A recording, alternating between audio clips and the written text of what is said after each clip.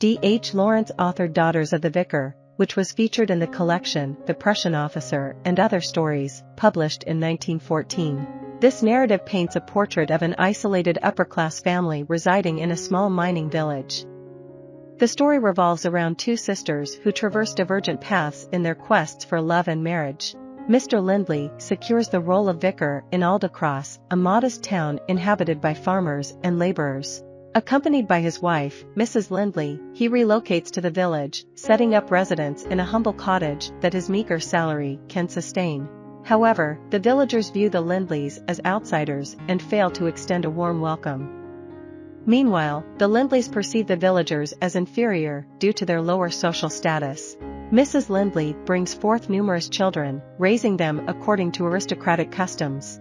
Regrettably, the family becomes increasingly withdrawn and secluded, as the parents inadvertently pass on their incapacity for meaningful connections. As the eldest daughters, Mary and Louisa, mature, they contribute to the household by engaging in work. Mary assumes the role of a governess, caring for several children, while Louisa imparts piano lessons. Mrs. Durant, one of Mr. Lindley's parishioners, seeks solace and empathy from him after her youngest son, Alfred, enlists in the Navy. However, Mr. Lindley's inability to offer comfort leads to his alienation. Mary and Louisa defend Alfred from their father's implications of his drinking habits. Of the two sisters, Louisa, in particular, grapples with the emotions stirred by Alfred's departure, revealing that she was developing affectionate feelings for him. When Mr. Lindley falls ill, the son of an old friend steps in to fill his role as vicar, signaling a changing of the guard. Massey, a frail and unwell man, dedicates himself to his role as a vicar, albeit without much capacity for genuine sentiment.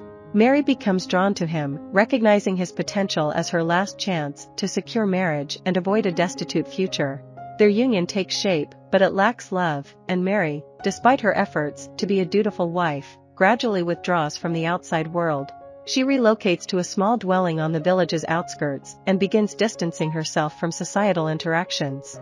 Following the birth of her child, Mr. Massey further recedes from emotional connections, channeling his focus entirely onto their new son. Concurrently, Louisa harbors resentment towards Mary's marriage. She perceives her sister as having compromised her own desires and settling for a relationship devoid of genuine affection. The rest of the Lindley family aligns with Mary's perspective, exacerbating the rift between the two sisters. This divide eventually compels Louisa to sever ties with Mary, despite her underlying affection for her sister. Their once close bond is severed, and their communication ceases. Mary's decision to organize a family visit to her parents for Christmas brings about a reunion between the estranged sisters. Louisa is taken aback by the transformation Mary has undergone, although she disapproves of Mary's unquestioning subservience to Mr. Massey. Nevertheless, Louisa develops an affinity for Mary's children. However, the inability to connect deeply with her sister prompts Louisa to leave home and seek solace with Alfred, who has returned from his service in the Navy. During her visit, Louisa encounters Mrs. Durant in a weakened state at her home, prompting Louisa to provide diligent care. Alfred's return home is met with gratitude for Louisa's presence, although his ailing mother distracts him. Tragically, Mrs. Durant passes away the following day. Louisa extends her kindness to Alfred during this trying time and, upon Mary's urging, invites him for dinner. Amid a chilly reception from Louisa's family, except for Mary and Louisa herself, Alfred and Louisa find solace in each other. Although the unspoken sentiment is palpable, the two sisters keep their feelings guarded. Eventually, Alfred and Louisa acknowledge their affection, with Alfred proposing marriage to Louisa. Yet, their path forward is uncertain as external factors, symbolized by the ellipsis at the end of the narrative, come into play. Mr. and Mrs. Lindley initially opposed the idea of having a commoner as their son-in-law, fearing the potential social implications. Mary, however, advocates for her sister and asserts that Louisa should be free to marry the person she loves. Over time, the Lindleys relent, albeit with conditions. Louisa and Alfred must depart the parish to prevent any potential social discomfort for the Lindley family.